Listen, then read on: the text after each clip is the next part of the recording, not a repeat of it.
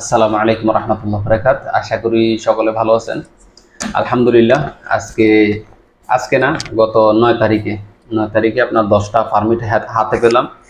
সার্বিয়ার একটা চিকেন ফার্মের, সম্পূর্ণ ফ্রি অফ কস্ট, 1 টাকাও পেমেন্ট করি নাই। আর পেমেন্ট তো অবশ্যই করতে হইব। পেমেন্ট করবো আপনার যখন অনলাইন করবো, না অনলাইন করার সময় পেমেন্ট করতে হইব।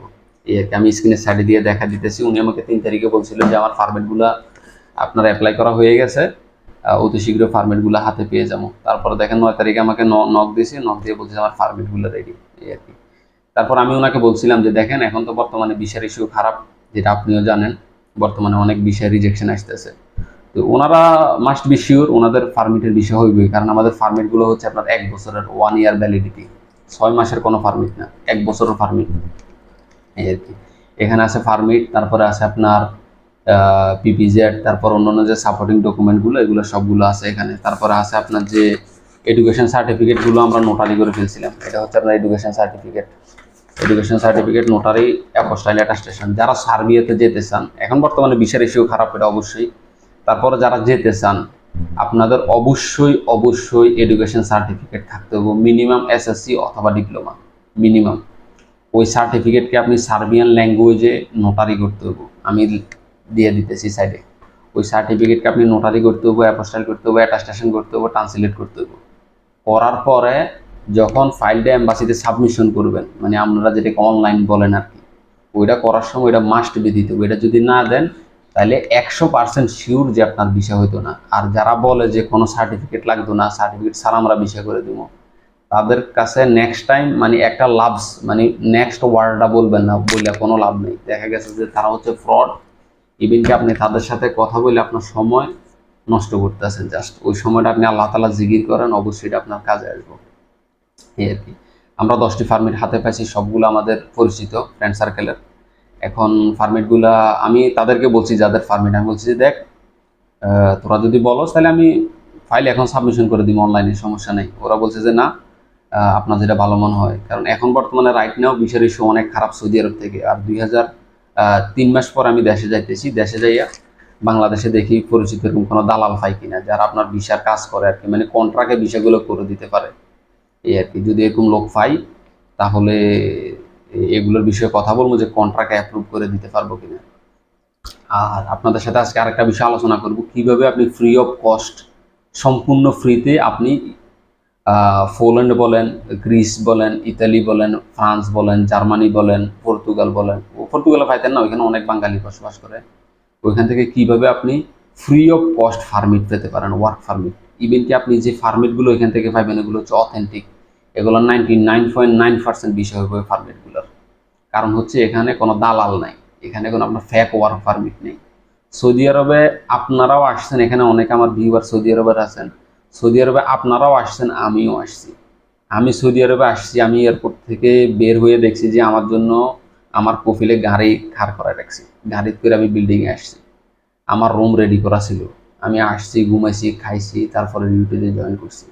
আমার আকামা নিয়ে কোনো টেনশন করা লাগে না। আমার এখনো আকামার মেয়াদ আছে 2027 সাল পর্যন্ত। 27 সালের পর আবার আকামা করলে অনেক, আপনার ভ্যালিডিটি অনেক বেশি করে, বুঝলেন। আর আপনারা অনেকে আসতেছেন, আকামা পাইতেছেন না, থাকার জায়গা পাইতেছেন না, কাজ পাইতেছেন না। তো হিউজ ডিফারেন্ট। কেউ যাইতেছে ফার্মিট কিনে যাইতেছে দালালের মাধ্যমে, সাপ্লাই কোম্পানি, তো ওই দেশের কাম নাই, কাজ নেই, কারো বিষয় হইতেছে 100 ফার্মিট আনতেছে, একটা বিষয় হইতেছে, বাকিগুলোর বিষয় হইতেছে না। সো এখানে অনেক ডিফারেন্ট আছে ওইগুলোর ভিতরে, বুঝছেন। এই জন্য চেষ্টা করেন, চেষ্টা করে দেখতে কি, একটা ইউরোপ যেতে হলে আপনি মিনিমাম 10 লক্ষ টাকা খরচ হয়, মিনিমাম। বাংলাদেশে আপনি দালালের মাধ্যমে গেলে মিনিমাম খরচ এটা। তা আপনি চেষ্টা করেন, আপনি একটা মাস চেষ্টা করেন, অনলাইনে দেখেন। আমি শুধু বেলগার্ডে আপনার রিক্রুটিং এজেন্সি সার্চ দিয়েছিলাম, দেওয়ার পরে এই রেজাল্ট আসছে।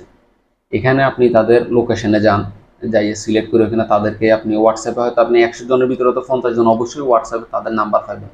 তাদেরকে হোয়াটসঅ্যাপে নক দেন, নক দিয়ে বলেন যে আমি অমুক অমুক ভাবে, আমি সৌদি আরবে আছি, ওমানে আছি, কাতারে আছি, বাহরাইনে আছি, আমার কাজ দরকার, আমি এখানে এত বছর ধরে কাজ করতেছি, এত বছর এক্সপিরিয়েন্স, সাথে একটা ইউরোপ স্টাইলে একটা সিভি বানাইয়া আর আপনার সার্টিফিকেটগুলো দিয়ে দেন। ওরা দেখুক। 50 জনরা দেন, 50 জনের ভিতরে ভাই একজন হইলেও তো রেসপন্স করবো। একজন না হইলে আপনি আরো 100 জনরা দেন, ফ্রি অফ কস্ট, আমার কোনো খরচ যাইতেছেন এখানে। 100 জনরা দেন, 100 জনরা দেওয়ার পরে একজন তো রেসপন্স করবো। আমি 10 জনরে দিছিলাম গ্রিসের, দেখেন 10 জনের ভিতরে ও রেসপন্স করছে, আরো কয়েকজনে করছে। এটা 2024 সালের ঘটনা, আমি তো সবগুলো দেখাতে পারতেছি না এখন, কারণ অনেক আমার হোয়াটসঅ্যাপে এভরিডে না হলেও আপনার 50 থেকে 60টি এসএমএস আসে, তো ওইগুলো তো খুঁজে পাওয়া ডিফিকাল্ট। তারপরও ওই যে মেয়েটার নাম্বারটা আমি সেভ করে রাখছিলাম মোবাইলে, এই জন্য নাম্বারটা খুঁজে পাইলাম। দেখেন আমি ওরে নক দিয়েছিলাম যে আমার একটা কাজ দরকার গ্রিসের মধ্যে, ও আমার রেসপন্স করছে তুই কি গ্রিসে আসো, তুমি, আমি তো গ্রিসে নাই, তুই যদি আমার পারমিট দেস তাহলে আমি অ্যাজ সুন অ্যাজ পসিবল আমি চলে আসবো গ্রিসে। তো ও আমার জন্য কাজ অ্যারেঞ্জ করছে। দেখেন আমি রিকোয়েস্ট করা লাগছে, আমি যদি এমনি বলি যে আমার কাজ দে এবার দিত না, আমি রিকোয়েস্ট করছি যে আমি এমনি এমনি খুব অসুবিধাতে আছি, বেতন কম, আজকে এত বছর ধরে এখানে কাজ করি, পরিবার পরিজন নিয়ে খুবই কষ্ট হইতেছে দ্রব্য মূল্যের ঊর্ধ্বগতির কারণে। তো তো আমার বলছে যে ওকে সমস্যা না, আমি দেখতেছি, আমি ও আমার জন্য কাজ দেখছে। দেখেন ও আমার জন্য কাজ ঠিক করছে এগ্রিকালচার, তারপরে কাজ ঠিক করছে আমার জন্য, এগ্রিকালচার ঠিক করছিল, তারপরে ঠিক আমি স্ক্রিনের সাইডে দিয়ে স্ক্রিনশটগুলো নিয়ে নিয়ে দিয়ে দিব। তারপরে কনস্ট্রাকশন, তারপর বলছি যে রিসাইকেলিং। তো আমি মানে ঘাটাঘাটি করে দেখলাম যে না, রিসাইকেলিং ভালো বিষয় 100%। তো ও আমার বলছিল, কথা বলছিল পরে রিসাইকেলিং এর বিষয়ে, আর যে কোম্পানি ওর সাথেও কথা বলা দিছিল, মানে ও কথা বলছিল যে আমার পারমিটে অ্যারেঞ্জ করে দেওয়ার জন্য। তো তারপর আমি ওরা না করে দিছি, কারণ আমি গ্রিসে যাইতাম না, এই রিসাইকেলিং কোম্পানি যাইতাম, মানে আমি ট্রাই করলাম আর কি যে আসলে এটা পসিবল কি না। না, দেন লাস্টে দেখলাম যে পসিবল। আপনি তো হার মানলে তো চলতো না, আপনি হার মানলে তো হতো না। আপনি 100টা কোম্পানিতে ট্রাই করেন, এখানে আপনি যে শহরে আপনার কাজ প্রয়োজন ওইখানে আপনি যাই গুগল ম্যাপসের ভিতরে ওই শহরটা সিলেক্ট করে ওইখানে যাইয়া লেখেন যে রিক্রুটিং এজেন্সি, অনেক পাইবেন রিক্রুটিং এজেন্সি। এটা বাংলাদেশের মতো না যে আপনার আমার কাজের লোক লাগলো, আমি বাজারে গেলাম, বাজারে যাইয়ে আমাদের এখানে আমাদের বাজারে যা হয় কি সকালবেলা কাজের লোক ওঠে, বাজারে গেলাম কাজের লোক নিয়ে আসলাম, কাজ করলাম, সন্ধ্যেবেলা টাকা দিয়ে দিলাম, চলে গেল। না, ওইখানে এমন না। ওইখানে হচ্ছে যে যে এমপ্লয়ারদের কাজের লোক লাগে তারা এমপ্লয়ি নেয় হচ্ছে যে আপনার রিক্রুটিং এজেন্সি থেকে, তাদের থেকে কাজের লোক নেয়, কাজ করায়, করানোর পরে তাদেরকে পেমেন্ট করে দেয়। ওয়ার্কারকে পেমেন্ট করে না, এমপ্লয়ীদেরকে পেমেন্ট করে আপনার রিক্রুটিং এজেন্সি, এই আর কি। আপনি আমি আপনাকে বলি আপনি চুজ করবেন কোথায়। সার্বিয়াতে এখন বর্তমানে চুজ করে লাভ নেই, কারণ ওইখান থেকে ভিসার ইস্যু তেমন ভালো না। মানে আমি 10টা পারমিট আনছি, আমার তো ভাই এখানে 1 পয়সা খরচ যায় নাই, 1 পয়সা, বুঝছেন? এই দেখেন এটা হচ্ছে যে আমার পারমিট গুলা দেখেন, আমার তো ভাই 1 পয়সাও খরচ যায় নাই। এগুলো হচ্ছে পারমিট গুলা, এগুলো হচ্ছে যে আমি পাইছি সম্পূর্ণ ফ্রি অফ কস্ট।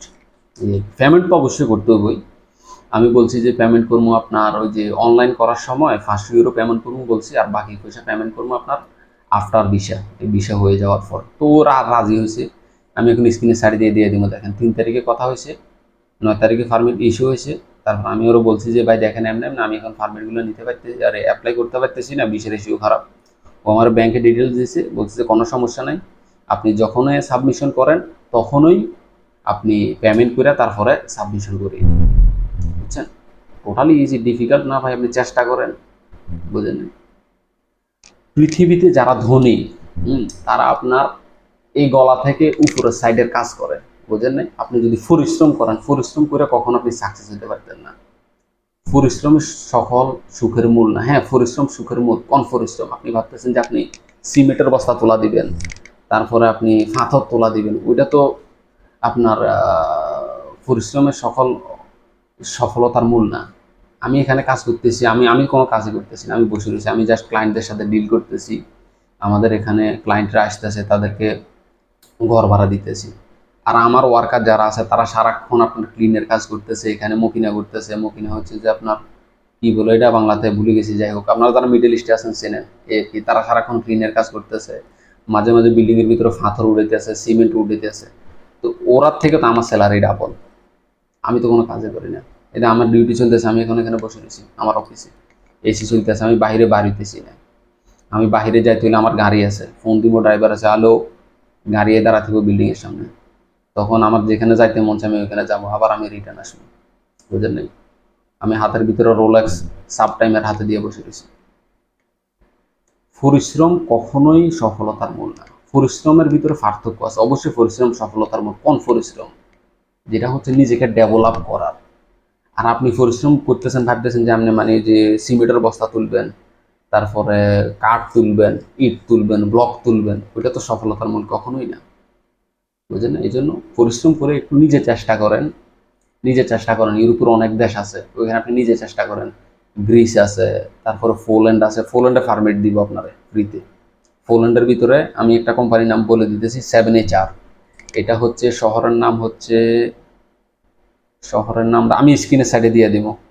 শহরের নামটা আপনারা ওইখানে 7HR সার্চ দিয়া ওইখানে তাদেরকে মেইল করেন যে আমার একটা কাজ দরকার, তারা আপনার পারমিট দিব ফ্রি অফ কস্ট। তারা পেমেন্টের কথা বলবো প্রথমে, যদি কিছু বলে সমস্যা নাই, আমার যে পারমিট ইস্যু করার পরে পেমেন্ট করবো। তাছাড়া যদি সে যদি নাও মানে আপনার কথায় যদি সে যদি রাজি নাও হয়, সমস্যা না, আপনি তারা পেমেন্ট করতে পারেন। কিছু সমস্যা হওয়ার 1000 ইউরো নিব ভাই পারমিট দেওয়ার জন্য।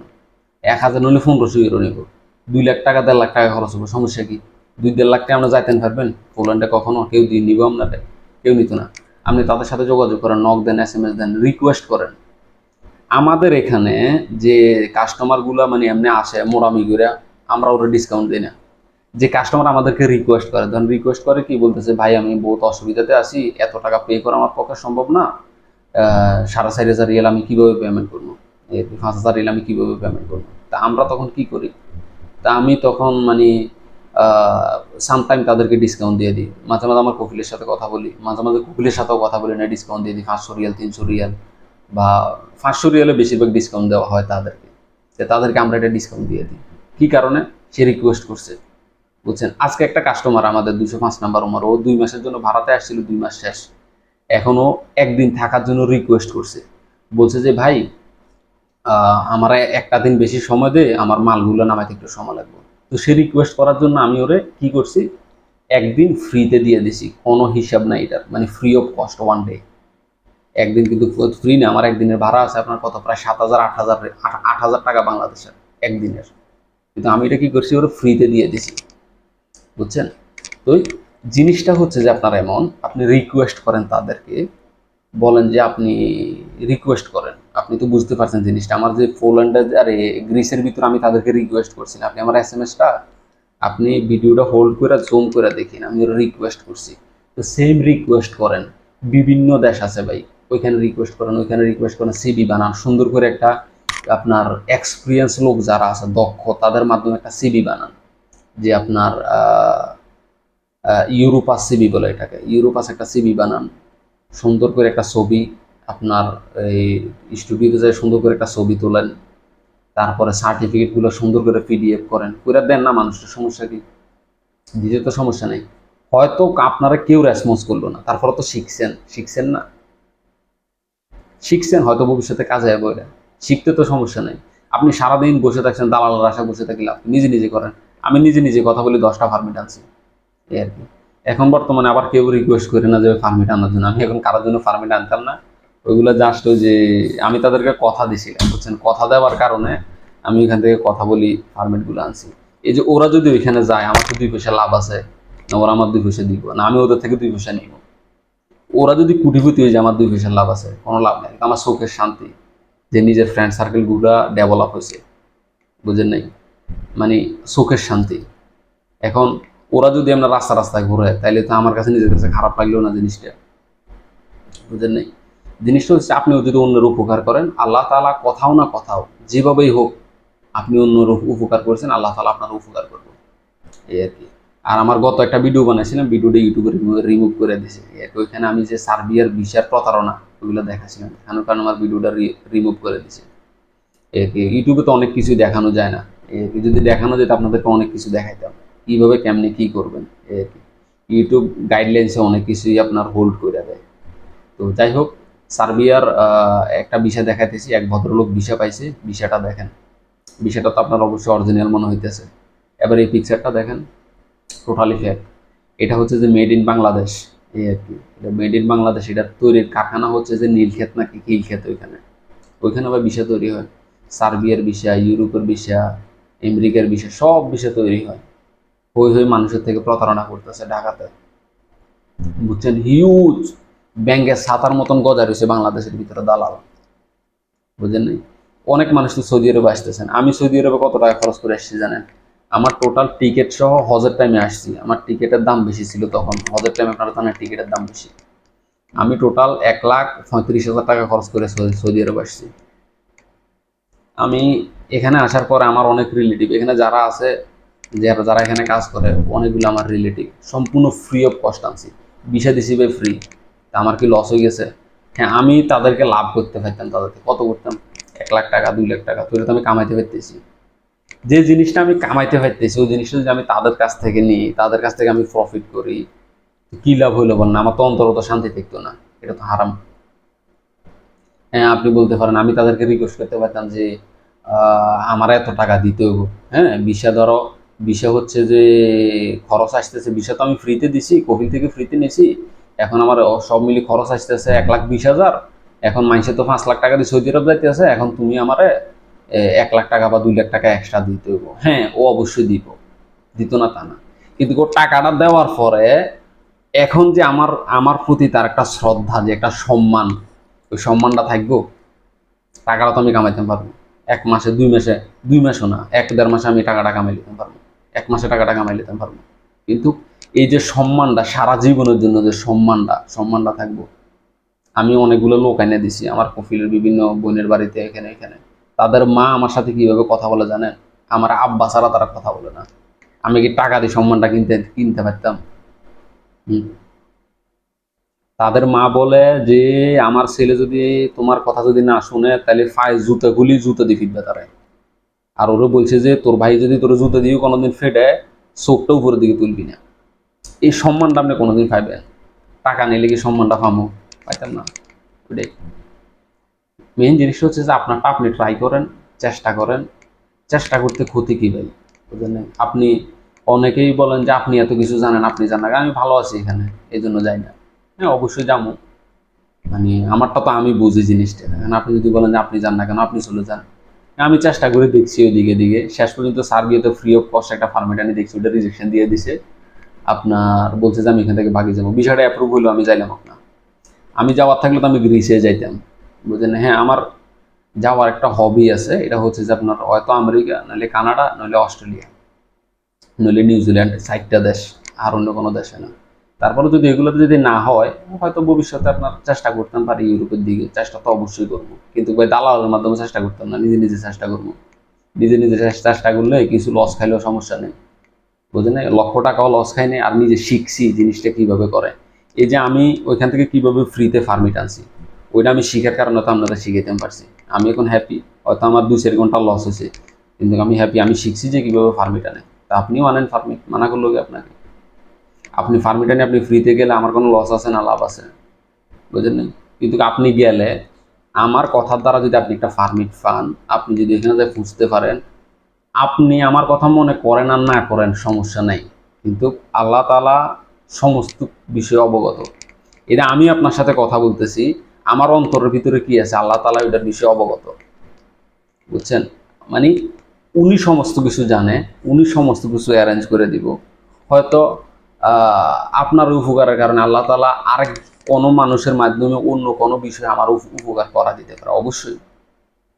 আমরা এখানে আসছি যে, আমি এখানে আসছি ক্লিনারের কাজে, ক্লিনারের কাছ থেকে আজকে আমরা এমডি, এমডির হচ্ছে যে আমরা যে আজকে ম্যানেজারিং ডিরেক্টরের চেয়ারে আসি, তো এটা তো আমরা নিজেরা আসি নাই, অবশ্যই অন্যরা হেল্প করছে। অবশ্যই আমি কৃতজ্ঞতা প্রকাশ করি। সুলতান, একজনের নাম সুলতান, একজনের নাম আবদুল্লাহ, ওদের বাড়ি ইয়েমেনে। তারা আমাকে হেল্প করছে, তাদের কারণে আমি এখানে থাকার কারণে আমার ভাই আজকে এই হোটেলের ম্যানেজার, ও আমি ওরও বসা দিয়েছি ম্যানেজারের চেয়ারে। তো জিনিসটা হচ্ছে যে কোথাও না কোথাও আমরা সবাই পরনির্ভরশীল, এই আর কি। আপনি ওইজনের উপকার করবেন, আরেকজনে আপনার উপকার করবো, ওইটাই হচ্ছে যে সেম, এই আর কি। টাকা পয়সা ভাই আজকে আছে কালকে নেই, কালকে আসবো পরশু নেই, ওইটা ডাজেন্ট ম্যাটার। মেন হচ্ছে যে আপনি মানুষকে সহযোগিতা করেন, হ্যাঁ, বি কাইন্ডফুল, মানুষের সাথে সুন্দরভাবে আচার ব্যবহার করেন।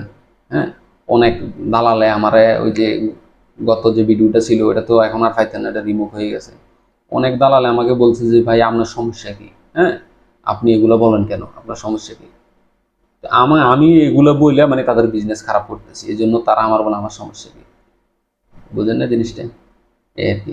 আবার তারা মানে খারাপ খারাপ কমেন্ট করছে কিছু, আমার কাছে খুব খারাপ লাগছে কমেন্টগুলো দেখি, এই আর কি। তারপরে ভাবলাম যে না, এগুলা মানে মাথায় নিয়ে লাভ নেই। হাতের আঙ্গুল কোনো সবগুলো এক সমান না। আমরা দুই ভাই, দুই ভাইয়ের ভিতরে আমাদের দুই ভাইয়ের মেন্টালিটি এক না। আমার মেন্টালিটি একরকম, আমার ভাইয়ের মেন্টালিটি আরেক রকম। তো জিনিসটা এক একজন মানুষের মেন্টালিটি এক এক রকম থাকে। এই আর কি। আর চেষ্টা করেন স্বপ্ন দেখতে হইব। একটা জিনিস হচ্ছে যে আপনি স্বপ্ন দেখলেন না, হ্যাঁ, যে ভাবলেন যে হইতো না, না, স্বপ্ন দেখতে হইব ভাই, বুঝেন নাই? মোশাররফ করিমের একটা নাটকের মধ্যে দেখছিলাম যে আপনি ওই 50 তলার দিকে তাকায় থাকবেন, অন্তত 50 তলাতে যেন খুঁজতে না পারেন, আপনি 30 তলাতে আসি খুঁজতে পারবেন। আর আপনি স্বপ্নই না দেখেন তাহলে কি লাভ হলো? দালালের আশা বসে থাকলে হইব?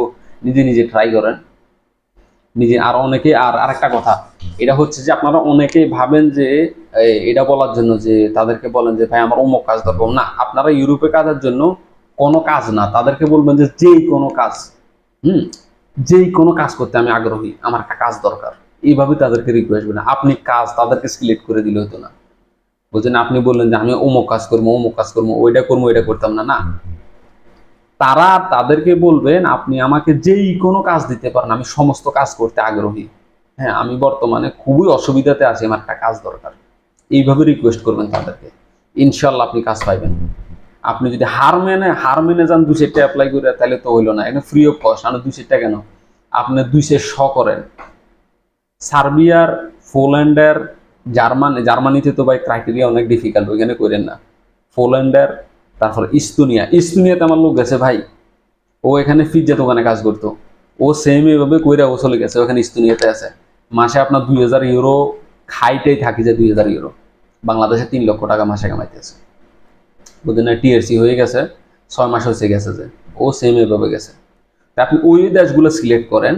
আর বাংলাদেশ থেকে যারা আছেন তারা করে দেখতে পারেন, তাদের রেজাল্ট তেমন আসতো না। যারা মিডল ইস্টে আছেন তাদের রেজাল্ট ভালো আসবো, এই আর কি। চেষ্টা করে দেখতে পারেন, সব দেশে চেষ্টা করেন, টোকায় টোকায় টোকায় টোকায় চেষ্টা করেন, বুঝেন নাই? সমস্যা কি? ইনশাআল্লাহ। তো যাই হোক, সকলে ভালো থাকবেন আর আমার জন্য দোয়া করবেন।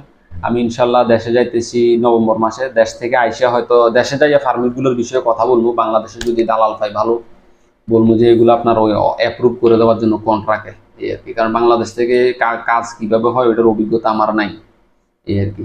আর সৌদি আরব থেকে অভিজ্ঞতা আছে, সৌদি আরব থেকে বর্তমানে ভিসা রেশিও তেমন দিতেছে না, এই আর কি। ভিসা রেশিও টোটালি ডিফিকাল্ট, এই আর কি।